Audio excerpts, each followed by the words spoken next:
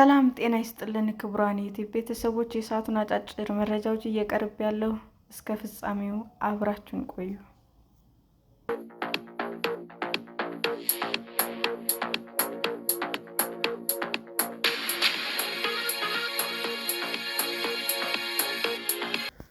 ከአንድ ዓመት በፊት የታሰሩት የቤንሻንጉል ጉሙዝ ክልል ምክር ቤት አባል አዲስ ሶስተኛ ክስ ተመሰረተባቸው።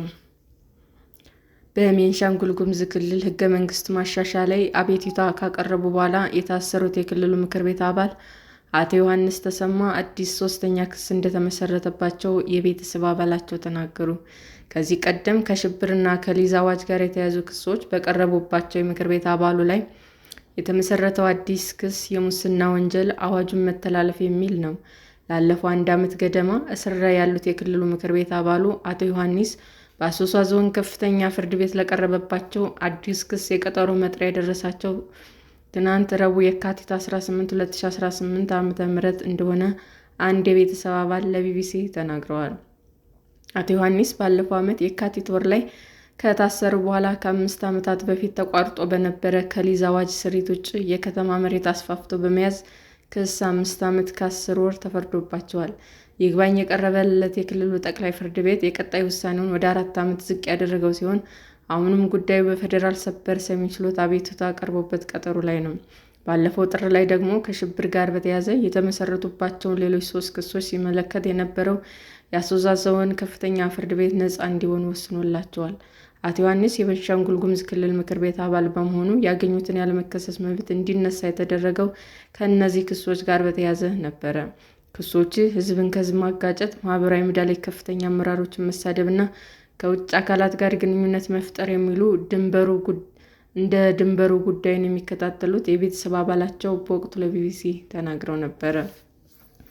ፍርድ ቤቱ አቶ ዮሐንስን በነፃ ያሰናበታቸው ክሱን የመሰረተው አቃቤ ሕግ ምስክሮችን ማቅረብ ስላልቻለ እንደሆነም ገልጸዋል።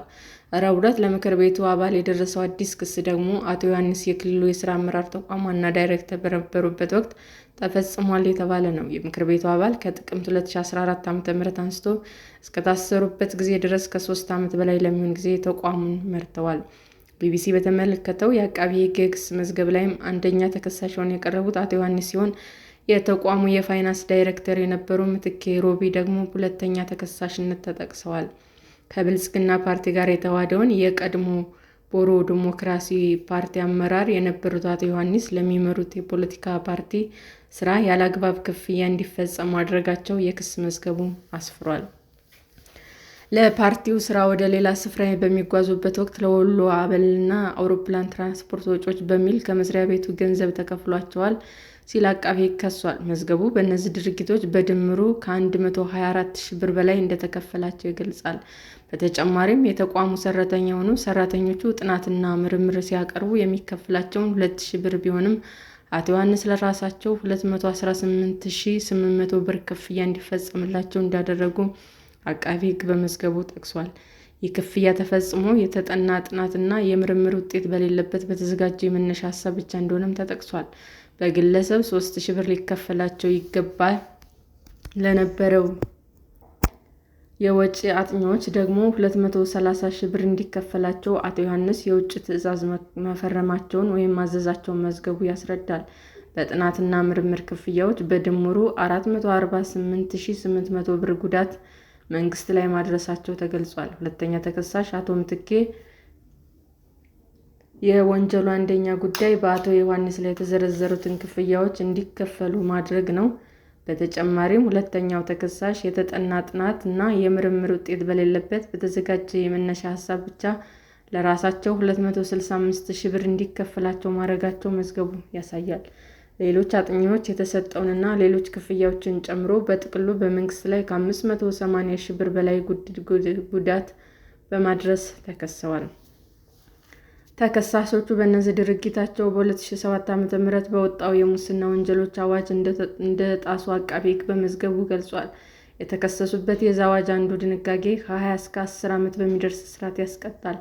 የአቃቤ ሕግ መዝገብ እንደሚያስረዳው ተከሳሾቹ የተላለፉትን የመንግስት ወይም ህዝባዊ ድርጅት ስራ በማያመች አኳኋን መምራት በሚለው የአዋጅ አንቀጽ ውስጥ የሚገኙ 2 ድንጋጌዎች ነው። አንደኛ የሕግ ድንጋጌ የመንግስት ስልጣን ላይ ያለ ግለሰብ የሚመራውን መስሪያ ቤት ጥቅም የሚጎዳ ተግባር በማናቸውም ዘዴ መፈጸምን የሚመለከት ነው። ድንጋጌ መጣስ ከ1 እስከ 10 ዓመት በሚደርስ እስራት ያስቀጣል። ሁለተኛው ድንጋጌ ደግሞ ይህ ሕግ ጥሰት የተፈጸመበት ሁኔታ ከባድ የሚያደርጉ ምክንያቶችን ሲኖሩ በተደራቢነት የሚጠቀስ ነው። የወንጀል ድርጊቱን ከባድ ከሚያደርጉት ምክንያቶች መካከል ግለሰቡ ኃላፊነቱን ወይም ግዴታ እንደጣሰ የተፈለገበት ዓላማ ወይም የተገኘው ጥቅም ከፍተኛነት ይገኙበታል። የጥፋተኛው ኃላፊነት ወይም የስልጣን ደረጃ እና በደረሰው ጉዳት ከፍተኛነትም የጉዳዩ ክብደት የሚወስኑ ጉዳዮች ናቸው። እና አቶ ዮሐንስ የወንጀሉ ክብደት ከሚጨምሩት ከእነዚህ ሁኔታዎች ውስጥ ሁለቱ ወይም ከዚያ በላይ መፈጸማቸው ከተረጋገጠ የሚፈረድባቸው የእስር ቅጣት ከ10 ዓመት እስከ 20 ዓመት የሚደርስ እንዲሆን ይደረጋል። ሰላም ጤና ይስጥልን ውድ የዩቲዩብ ቤተሰቦቼ እንዴት ናችሁ? አዲስ ጀማሪ ነኝና ሰብስክራይብ ያደረጋችሁ አበረታቱኝ። አመሰግናለሁ።